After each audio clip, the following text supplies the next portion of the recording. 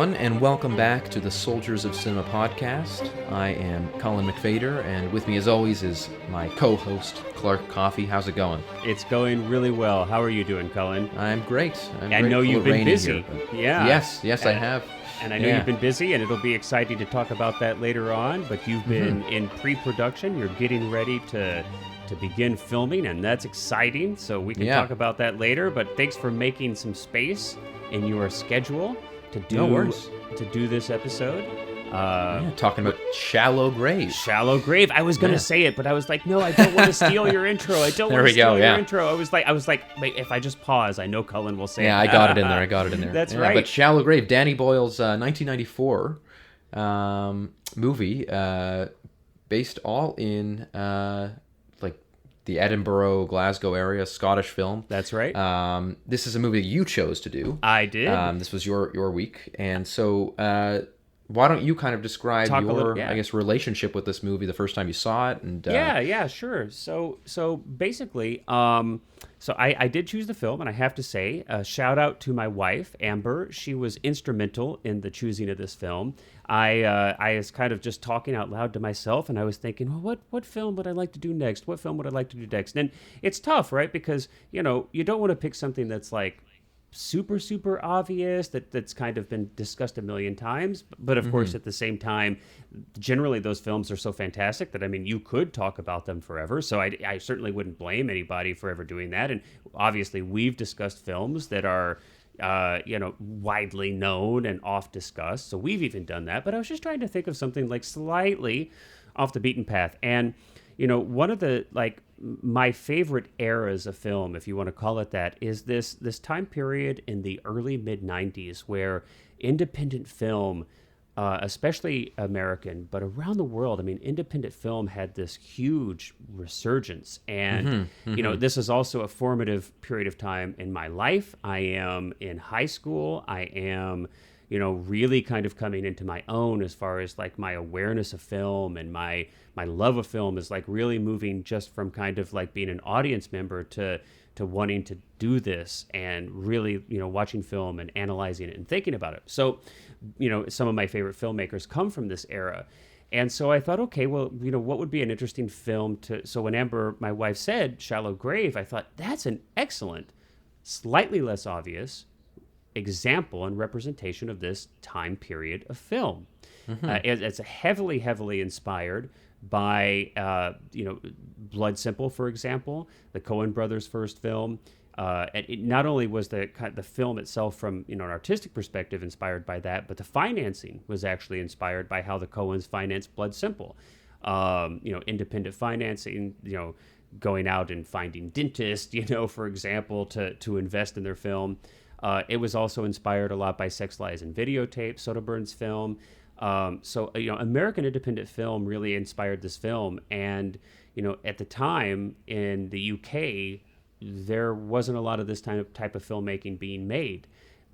It's also another kind of thing I think that was really happening in the early 90s, in addition to the independent film, was, film that was made for a younger audience, but wasn't made, by older people for a younger audience. It's film being made by young people for a young audience, because before that, sure, there's always been, teen movies and things and coming of age films, but usually it's, at least in the US, it was stuff like Porky's and Animal House. It was kind Grease. of, and it, so it's people have always been targeting films toward a younger audience, but I feel like there's a difference here.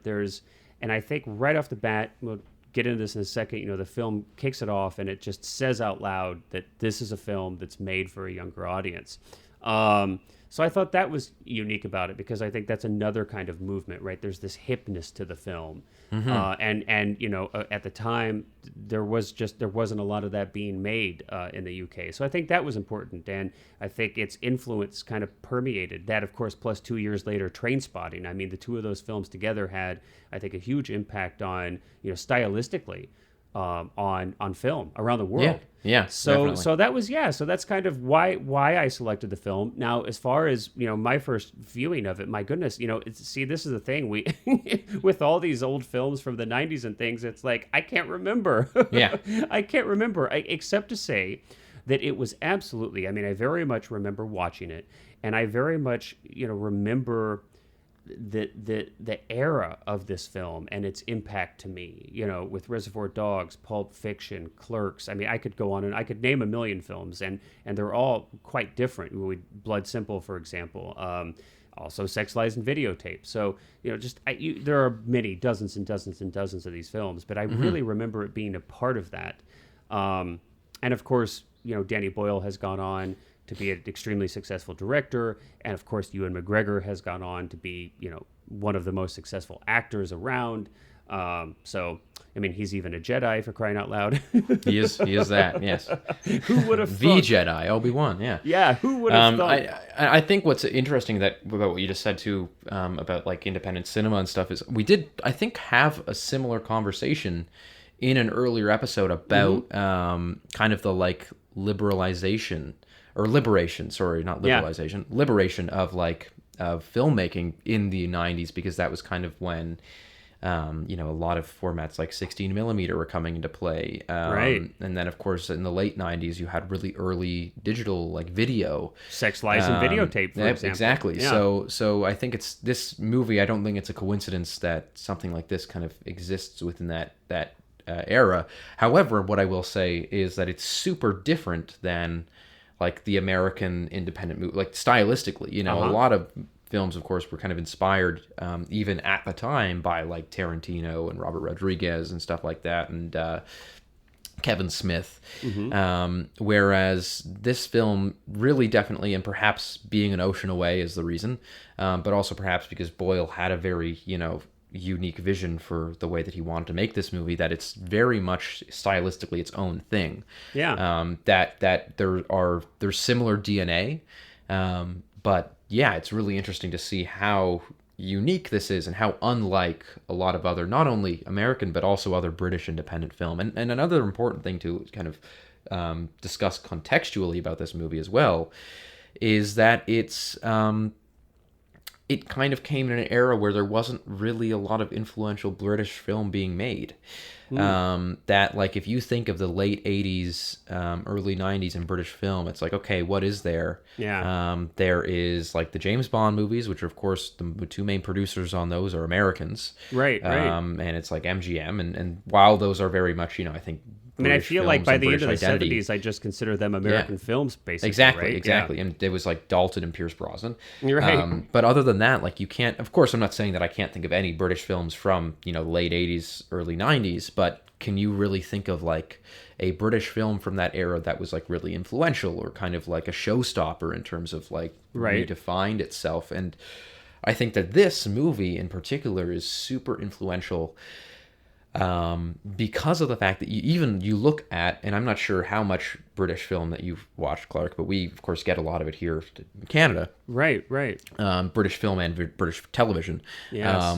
And that's an interesting distinction because, of course, we do a little bit more now, but I think especially then, we weren't exposed to a lot. I mean, of course, if you were to try to watch the BBC, for example, here in the United States in the 90s, good luck. I don't even know if there was a way to. Now, of course, now you can get the cable packages. You can get the cable package, or you could just stream it or whatever. And so there's certainly a greater exposure. But that's a good point. So but I think that the really ultimate kind of idea behind that as well is that you watch British television, especially from the late 90s, early 2000s, and you can see how much this movie, and I think Trainspotting as well, would have influenced that style. Like, the style is like down to the quick, like the opening scene of this movie is so pulled from for like 1,000 pilots of British television, from comedy to drama. Peep Show is one of my favorite TV shows of all time. It was David Mitchell and Robert Webb, and that was kind of early 2000s, and I think they stopped it in like 2012. But the primary influence, I would say, was like that really early 2000s.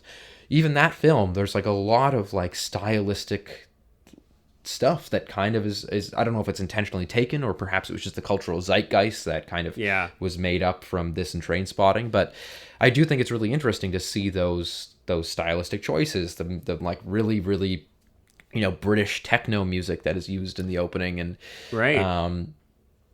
it's just this if you want to understand what British life was like in the mid 90s, you can really watch this movie and see that, like, the clothes that they wear, the music that they listen to, Yeah. the quick editing, it's all is so just super, super, influential, I think, over And British this kind culture. of And the you think of cutting, other, the kind of British cutting films. dialogue and Yes, exactly. kind And of like, so like Shaun of the Dead that came out in, I think, 2005. So, a decade after this. I would even say that, Edgar Wright likely very inspired by a movie like this, because Shaun of the Dead, although it's a completely different movie and much more of a comedy than this is a, very black comedy, but Shaun of the Dead, much more an overt comedy. I think Edgar Wright's editing style and stuff like that really likely was inspired by a movie like this. I do think it's interesting that for a movie that, I don't think a lot of people really talk about, far more people talk about Trainspotting than this. Because Yes. of course it was a larger movie. Right. But you can really see those seeds kind of start to be planted in this that would then, I think, morph into what Trainspotting became. And it's the same director, same writer, same cinematographer. So Same not lead. a surprise. Yeah. It's the same lead, Ewan McGregor. So not a surprise that the movies are similar and that their impact was kind of, still, I think, to me, everlasting. Yeah. Um, How But I think- wonderful is that, yeah, by the way, yeah. just to kind of point out? I mean, how lucky, I don't know, it's not luck, of course. They worked hard, and I'm sure there was like a long and kind of thorough, kind of organic kind of coming together of these people. But how wonderful that you've got so many people who wanted to work on this, further films together. I mean, I think the chunk of this team also worked on A Life Less Ordinary, and I mean, they so really obviously like they enjoyed working with each other. They clicked. They're making great films. I personally think A Life Less Ordinary, 1997, is a much underrated film. I actually think it's quite fun, but it's kind of fallen through the cracks and is kind of lost nowadays. But Right. regardless, I mean, gosh, that's like, I feel like that's what I would, love to be able to find. I mean, I'm a little bit jealous. I'm like, it's such a joy to find, when you find a core group of people, you work well together, you make good films together. That's hard to find. Yeah, So anyway, totally, that always kind totally. of stands out to me when I see that you've got a core group of people who continue to work together over and over and over. And I do feel like, just to kind of digress for a second, I think that Ewan and am I making something up? Did Ewan and Danny kind of have a bit of a falling out at some point? I'm not quite sure. I'm not sure. But I know clearly they made returned to each T2. other for T2. They yeah. did. They returned for T2, but I feel like there might have been just a hair of some kind of little bit of falling out there. But regardless, anyway, so that always stands out. Perhaps, to me. yeah. That always stands out to me because I'm looking for that myself. But come back to it. But Well, yeah, I mean, and so I think to me also, I'm, to get perhaps more into like my reaction of the film and like what I thought about it. So I'm somebody, just to preface, I don't really think, especially when it comes to art, that there's any such thing as like objectivity. Okay. So I always watch movies with that lens, and that's kind of how I'm watching them. So even if I don't necessarily gel with a film, or I don't necessarily like agree with choices, if that makes any sense. Sure. And we've talked about that in the past. Yeah, where- I still always, appreciate or try to appreciate and try to get in the headspace of like the choices that are being made and the intentions that are being made. Totally. And so and I definitely found myself enjoying the movie. There were certain things that I think were definitely interesting and I think that could have been, or had they been maybe fleshed out a little bit more, I think I personally would have likely enjoyed it more. And one of those aspects is definitely the kind of I guess the way that the plot is structured.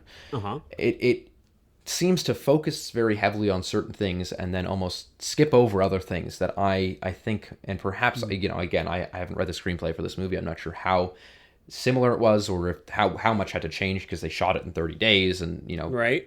so I'm not sure if there was like changes, but one of the things that really jumped out at me watching this is of course the character David, who is played by Christopher Eccleston. Yeah. He goes he's kind of starts out as like the main character, not the main character, sorry, but the character who is like put together. He's Seems like, the most put together. Yeah. He's like kind of like, I don't think we should do this, and then as they start like spoiler, as they discover the dead body and decide to bury the dead body and steal the money. He's kind of the one that's really hesitant, but he has to cut up the body, and sort of that drives him.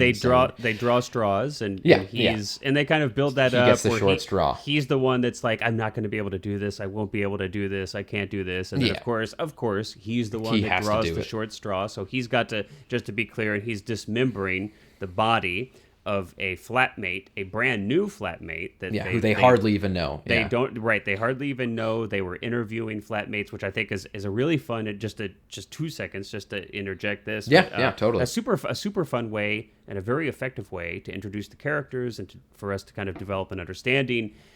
They've got these flatmates who are interviewing a potential fourth additional new flatmate, and it's just so fun to see these characters interacting and how they're kind of, really terrorizing, quite frankly, just being like horrifically rude and mean to these potential new flatmates.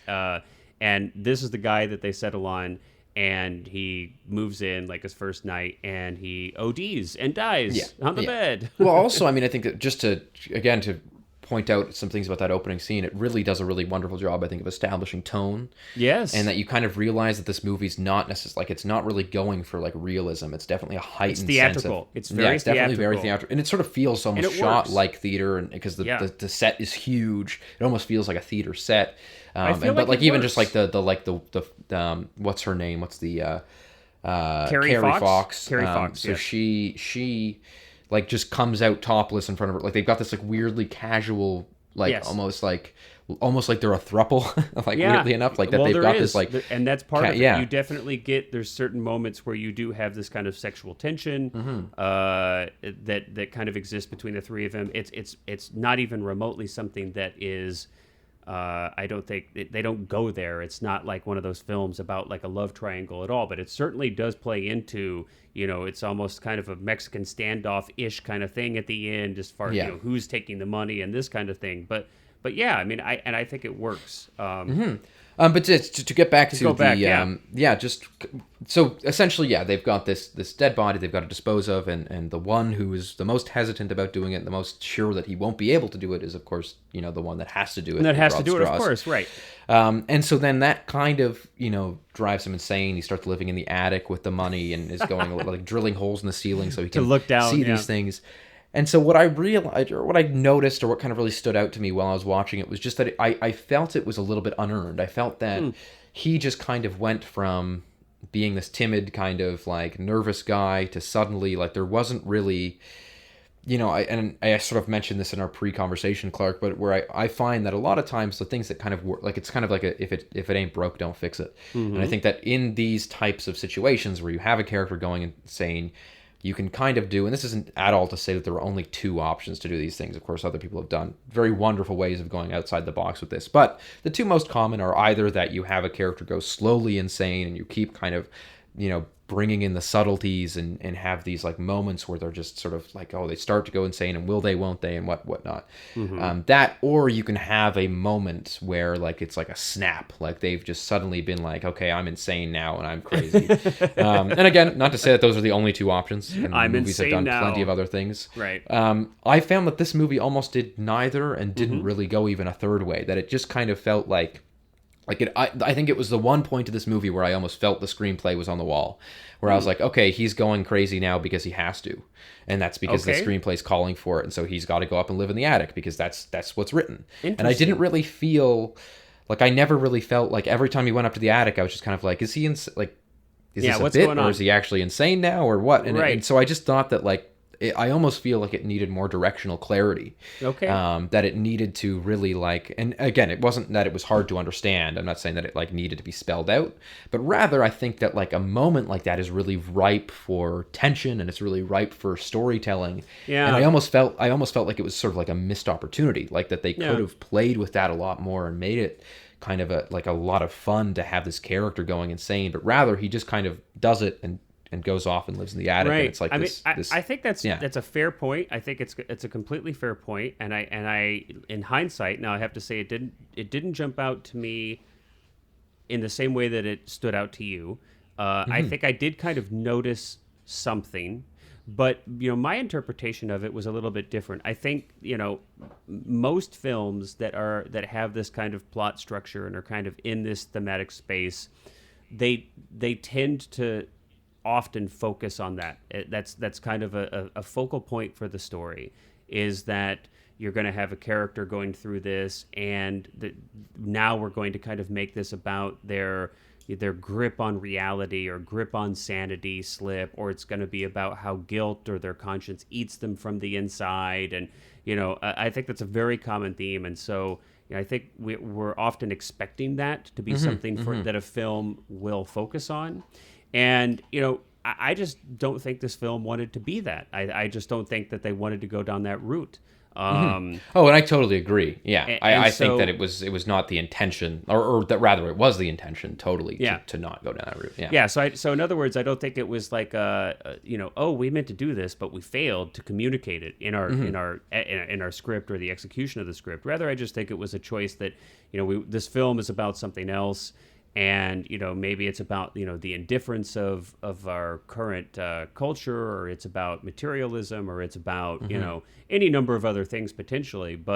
And maybe that's even part of the point, was that it's they don't go into great detail about this person kind of losing their sanity, because maybe there's not much sanity to have been lost in the first place, even though I think these characters, I mean, when we first see them, I mean, they have what by any appearances would be a very expensive apartment in a city, any city. I mean, it's huge, right? Especially today. And it looks quite nice.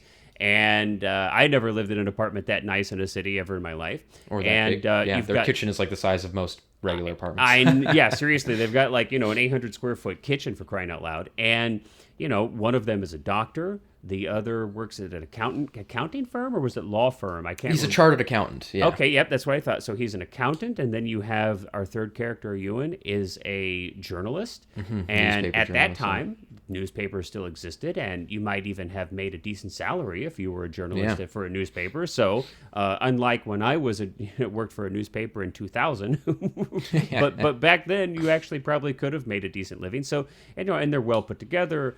They're well dressed. They're hip. They're sharp, and they're making fun of everybody. They all the seem time. to get along. They're kind of in their little bubble of coolness, right? And so maybe that's the point, is that with all these things, at the end of the day, there's maybe not a whole lot there inside.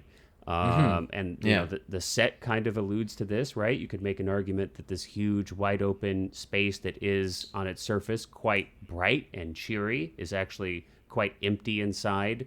And of course, we're introduced to these characters. They're ridiculing people they don't even know. I mean, they're inviting people over to the house to look at the flat, and they're like grilling them in this grueling and embarrassing, series of questions, and they're taunting them. Just as an aside too, it's actually interesting that one of the characters that they interview comes back later on in the movie when they're at like that little like almost dinner thing. Right. And I honestly, because he came back, I expected him to come back a third time and like have a something to do with the end of the movie, but he something of course, more, yeah. Just a little aside, but because there's just that one character that he really does seem to torment. Yeah, where they're doing that. Is it?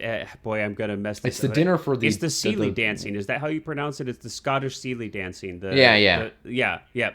They're at that formal kind of black tie and kilt party, right? Yeah. Right.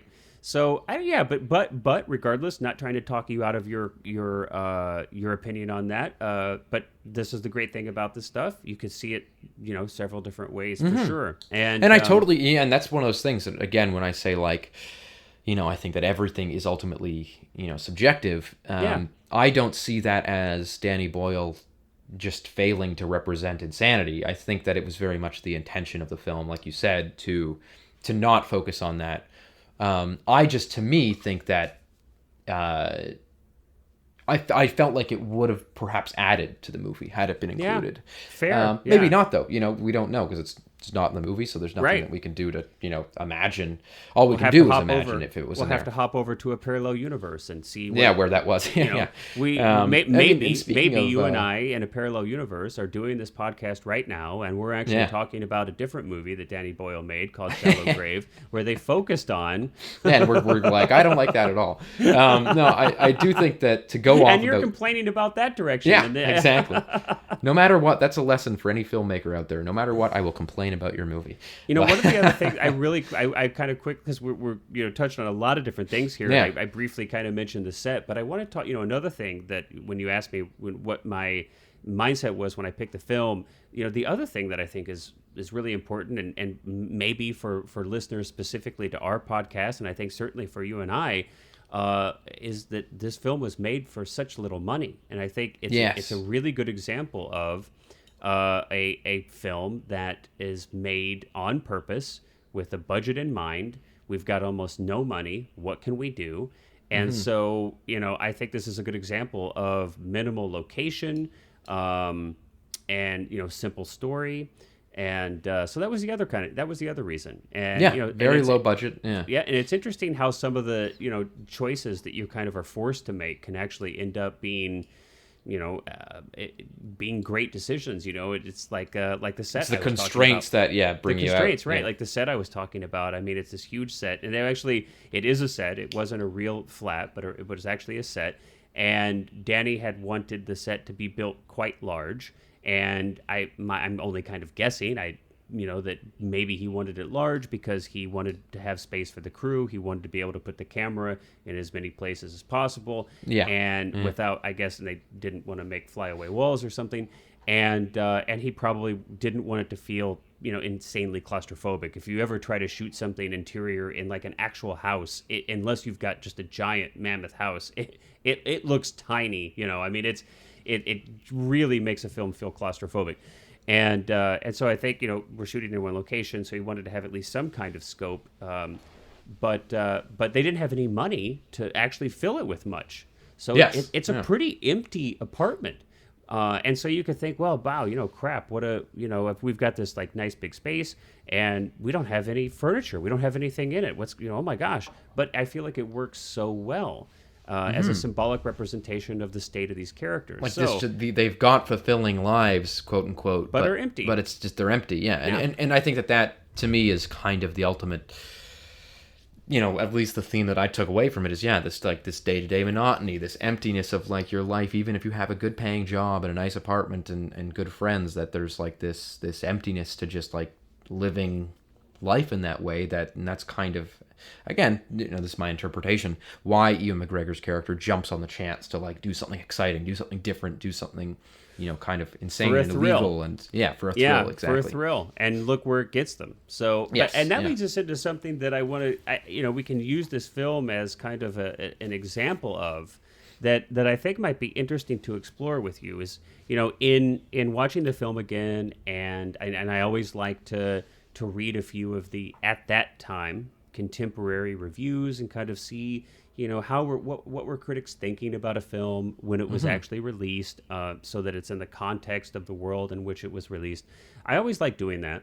And one of the critiques that I came across by a handful of critics actually was that they felt like, so yes, this is a film of style, and it, especially, for its budget, very competently made. And many people even said, and I thought it was interesting and I enjoyed watching it, but there were a lot of people who said, but what the hell is the film saying? Like what is the film for? Why we've got all of this story, but what is it leading up to? We've got these young people dismembering bodies and what for stolen drug money, and what is it like? What they were? I guess they were. It felt to me like they were expecting that Danny Boyle have some kind of make some kind of moral statement, or have some kind of or some big lesson or theme, and that really stood out to me, because I have often kind of thought about this idea that film has to have some kind of didactic stance. Yes. Or sometimes even, frankly, kind of, propaganda ish stance versus just Like it being has there to be telling you something. for Yeah. the right versus just being there for its own aesthetic, like just to exist aesthetically. And Yeah. and I felt like this is a good example of a film that kind of brings up that question. And so I'd be interested to discuss that with you. You know, it. Yeah, I mean, I think that people often have these like check boxes in their mind when they watch a movie that goes like they don't really think about why they have them. So it's like, okay, it's got a clear theme, it's got a clear message, it's got, you know, a 3-act structure, it's got you know, blah blah blah. There's, you know, however Right. long it goes. Like I remember when the 8th Star Wars movie, I think it was the 8th, The Last eighth. Jedi came out, and there was a whole bunch of, you know, this is totally, you know, a different context and very Right. different movie, but I remember when that came out, there were a bunch of people that were like, well, you know, I didn't like it because there was no lightsaber fight, and I didn't like it because there was no, like, they didn't use the one line that's in every other Star Wars movie, and I was like, yeah, but was the movie good? Right. It's like who cares if it doesn't check off the boxes that Right. are unrelated? And so to me, that's one of those things that, and I've had this experience plenty, and I'm sure you have as well, in writing movies, especially group writing, or if you're writing and getting feedback from other people. And one of my least favorite questions is like, well, like, what's the theme? You know, like, what is it about? What is it saying? And it's like, you know, even if I were to answer that question, even if I were to say, and there of course are times when you do have subtext in mind, and I'm sure that Danny Boyle in making this movie and John Hodges writing this movie had these things perhaps in mind. Perhaps they did, but I'm, you know, I wouldn't be surprised if they did. I think it's inevitable. There's a difference between subconscious and conscious. There's a difference. Yes. I mean, I think that there's no way that you can't tell a story without some kind of theme. But I think that themes, because I don't know, you know, this try to, would be really people try to force esoteric, it, but, right? But themes exist in everything because we are interpretive beings. We are well, and that's what I mean ultimately, right? Is You know- that no matter what your theme is that you decide on in production or even writing, I guarantee that 99% of the audience will come away with a different message or with a their different own, interpretation. And so Right. like even my interpretation about like the, like, again, this just monotony of life and stuff, like perhaps that wasn't what they were going for at all, but that's what I came out of it with, and that doesn't make me wrong. It doesn't make me any less like,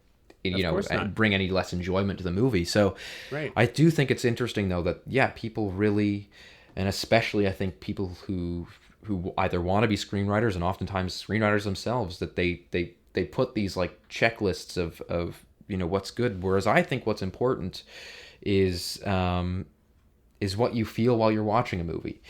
Is, you know, a good movie to me is something that you go away from talking about because of the feelings that you had, not necessarily because of like subtext and things like that. And there always is, you know, going to be that implied subtext, but I think, but yeah. and just you know, to kind of, you know, and I want to clarify too for people listening, you know, what I absolutely think that a filmmaker should have an opinion, have a perspective, and a point of view, have a point of view, and that those that a writer should, that a director should. I mean, ideally, every single person involved in the project has a perspective and a point of view.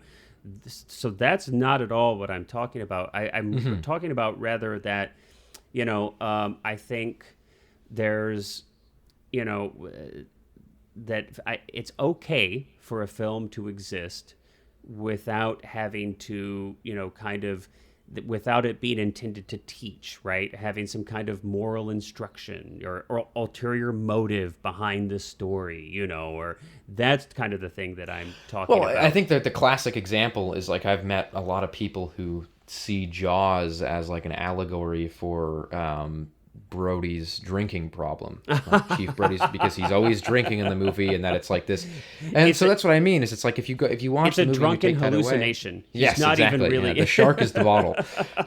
But if you know, if you take that away from the movie, totally fine. That's cool. But I don't think that Jaws is any less. Yeah. Without that interpretation, right? Like I don't think that Spielberg, when making it, was like making active choices to. I mean, thank goodness Spielberg didn't, and that's okay. Like that's great, right? Because Jaws can represent any kind of like unknown threat, right? Anything that's a threat to humanity. But the point is, though, is that Spielberg, I don't think, if my recollection of the film, made a bunch of like overt, explicit commentaries on how a person should handle that threat, or, you know, he wasn't making moral valuations left and right. Yeah. where a lot of films do. Now, again, and I'm not saying that people should make those films if they want to, make all kinds of film.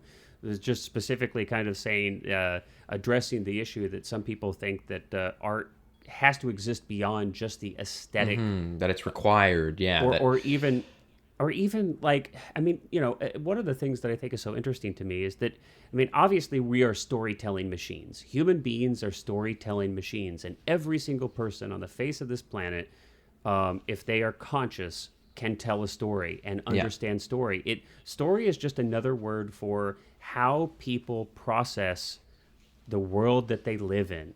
We create narratives because that's how our brain works for understanding our lives.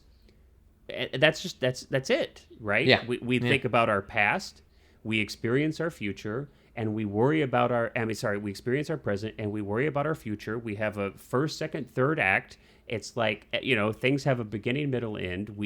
We're always putting our life experiences and our memories in narratives so that we can try to understand causal relationships. If I do this, what will happen? If this happens, what will I do? We're constantly doing that. And so there's no way, none of us can tell a story that doesn't contain important themes about what it means to be human. But I guess the point is to let those happen kind of organically as you are telling a story for the sake of telling a story, as opposed to being overly, explicitly, conscientiously trying to force ideology or moral themes, and it's okay. And again, especially thinking that's necessary, like feeling bad on yourself or feeling down for not having those things. It's okay if you want to do that, but it's again, also another okay way if to you put don't. it too is just that like people always talk about this idea that it's like the critique of a movie is like, it was all style and no substance. Right. To me, they're the same thing. Style is substance. There can be a film that is visually beautiful. That I think that filmmaking, not even going beyond the idea that film is a visual medium, going beyond that every single shot in a movie, period, is infused with a director's point of view, is infused with the cinematographer's point of view and the actor's performance. And you could be watching the most simple story be told in 5 minutes on film, and there would still be such a point of view infused with those things just by the nature of how movies are made. And so I think that is a really important way to watch movies, and that I think that it, again, very much something that's related to this movie, because as you mentioned, a lot of people were sort of saying like, what is that about? What is this movie trying to say? And it's sometimes that's not necessarily important or the point. It's not necessarily something that has to be talked about. Exactly. And I think there's an interesting irony here, frankly, and like, especially as it relates to like what we're trying to do right now. I think there's an interesting irony in that, like what we're doing on this podcast, right? We are trying our best, sometimes with great success, sometimes maybe with less success, but we're trying our best to articulate our experience of films, right? That's what we're here doing. And we're doing this by talking about how it looks and how it sounds and how the actors performed and, the context of the film and all these other different ways that we can kind of experience it. But we're trying to take our experience, our feelings of it, and put it into words for people to share with them, and hopefully improve upon their experience of the film, or talk them into seeing the film, or, who knows. But I think it's interesting. I feel almost like, this is me kind of riffing here, that, the more a film is kind of approaches this unapproachable, perfect cinema, which is like this, completely visual experience, this kind of, totally enveloping aesthetic experience. The more a film approaches kind of a pure art, it becomes harder and harder to articulate, because it's more and more subconsciously affecting, because I feel like that's the point of art to great extent. And that's what aesthetic awe is. When you see something that's so beautiful that it just goes right past your conscious brain, and it's something you feel it in your body. It's a physical, experiential thing. And then if you're asked to dissect that, it's challenging. And the more a piece of art it inspires an aesthetic awe, the harder it is to kind of talk about. So Well, I think it's also one of the reasons that one of the more interesting things to do is to go back and rewatch a movie that you disliked, that you saw a long time ago, and find that you love it now. Oh, that's There are a happened to lot me of so movies many like times. that. Yeah, Oh, where gosh, it's like... Blade Runner was a movie like that. The first time I watched Blade Runner, I thought it was trash. Now, admittedly, I saw it with the Harrison Ford voiceover, but first time I saw Blade Runner, I thought it was trash. I thought, this is such a cold piece of art, or cold piece of film, sorry. I didn't even think it was art. I was like, this is such a cold piece of film. It's so emotionless. It looks pretty, sure, but I've nothing from this. I'm getting nothing from this. And then I've seen it, I don't even know how many times since, and it's one of my favorite films of all time. Well, it's like me, and we all know how, if you've been listening to this podcast, how I feel about Malick. I'm a big Malick fan. Yeah. But when I first saw Malick, when I was like much younger, I was probably like late middle school when I kind of first, I don't remember which one I saw of his first, but I just remember being like, oh, it's so pretentious. It's just like, you might as well just film like an apple falling from a tree, and like that's the whole movie, and you're not saying anything. You're just trying to be weird and out there and flowery. And then as I got older, I started rewatching all these movies of Malick's, and I was like, geez, like I like, it really penetrated me in a way that I was like, this, like the underlying, even not even to go with underlying message, but rather the underlying tone of well, you these opened films. yourself up to it, and that just illustrates too how art is not just about the creator. It is at least equally as much about the person who's observing or experiencing that art. And so perhaps in 10 years I'll rewatch this movie, and I will.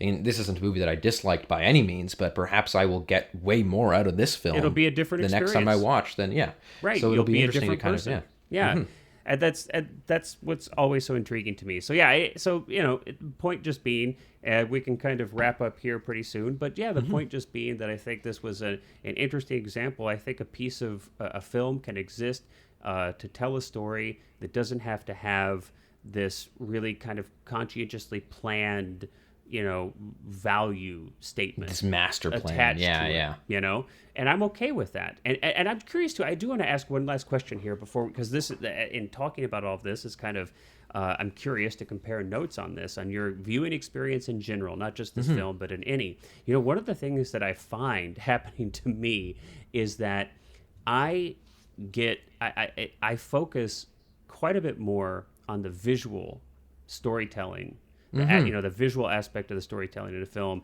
than I do sometimes dialogue, but especially plot. And it's so funny that I will be so focused on watching a film, and I kind of sometimes can get lost as to what's going on in the plot in a literal sense, because I'm like so focused on kind of trying to absorb all of these visual aspects of the film. I'm curious, what do you find you tend to kind of focus on? No, I'm totally the same. Are you? Plot is the last thing. Even if it's a matter of like I fully understand it, I usually will be the last thing I even comment on in terms of rather the least important thing of whether I liked it or not. A movie can have a plot that I don't care about at all, and so that's why I think it's important to like when we discussed At Close Range. Which is a movie that, again, I was sort of talking about when we were talking about it, how I was like, well, this thing kind of fell a little bit flat for me plot-wise, but the reason that I still enjoyed that movie so much was because the movie had a really rich visual language. Right. And so even though there were things that I could critique about the plot or critique about the way that the story was told, to me that's second to... Well, what did I feel? How did the visuals make me feel? And it's not to say that it's purely visual as in just like, oh, is the framing good? I think...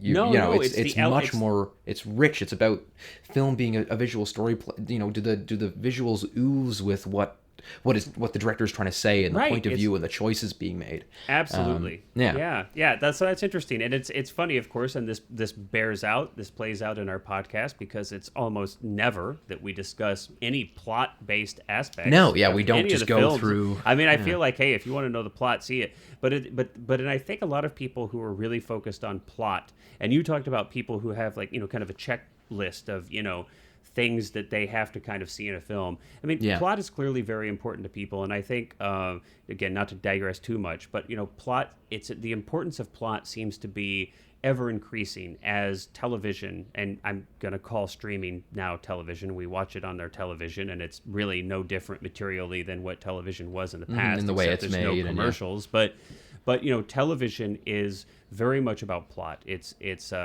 writer's medium. It's dialogue driven, but plot is important because when people want to make 9 seasons of a TV show, you've got to have a lot of stuff going on for a long period of time. You got to know where to go. So often you'll have, just plot after, you've got an A, B, C, D story. You've got just plot out the yin yang, and this is kind of why I much prefer film, is that generally speaking, yes, there are things actually literally happening, but it's much less about plot. And often my favorite films have very little plot, period. And it's not about what's happening. So sometimes I think the same people who gets hung up on what's the theme and what is the director trying to say morally about something are often also plot is very important to them. Yes, exactly. Yeah. And to each their own too, by the way, I want to say. Yeah, I don't think either of us are saying that watching the movie in that way is wrong. Or that like there's a wrong way to interpret things or wrong thing to get out of movies, but rather that I think both of me and you agree on that when it comes to us, and perhaps that's been made very clear through the way that we've discussed these movies over the past little while. Yeah, it's just that we just tend to, I for sure tend to gravitate more towards, the to use a very contemporary term, the vibes. What was I feeling and what was I experiencing while I was watching, as opposed to going like, well, what was that exactly about? Yeah, absolutely. Well, yeah. Well, excellent. Well, I will wrap it up here now. Thanks for being willing to watch Shallow Grave. I enjoyed our conversation about it, and it's interesting how some of these films can kind of bring up, larger kind of more broad questions about art and film, which is always enjoyable, and I could discuss these kind of things forever. But we won't take forever here. But all right, well, hey, break a leg on your shooting. Thank you. We're going to definitely delve into some of that in another episode, I think, or even maybe several episodes. So look forward to that, everybody. But break a leg shooting, and everybody out there listening, we will catch you in the next episode. See ya.